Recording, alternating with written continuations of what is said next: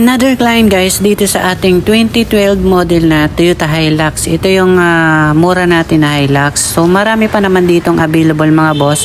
Baka may matipuan kayo dyan para sa mga pa-promo sale natin dyan mga boss. Legit to. Ito sila boss, kinuha na naman tong Toyota Hilux natin na 2012. Ba yan, napakamura yan mga bossing. Bale nakadalawang sold tayo dito mga boss. Yung Toyota Hilux natin and Isuzu MU-X na 2017 model. Okay. Another client guys, dito sa ating 2017 model na Isuzu MU-X, ito kinuha na naman nila sir. Itong plaka na. Ito meron pa tayo ditong bago magkaiba plaka. NBS naman siya, 5198. Available po siya, wala po siyang issue. So bali sasakyan nyo na lang to. Ito mga boss ay nagkakalaga na 720,000. Pwede na yan. Okay, so check natin yung loob dito.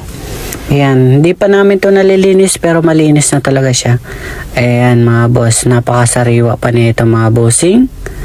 Kung gusto nyo nito, PM nyo lang po ako or comment lang kayo sa baba para ma-check natin. Ayan, ang mileage pala nito is 57,000.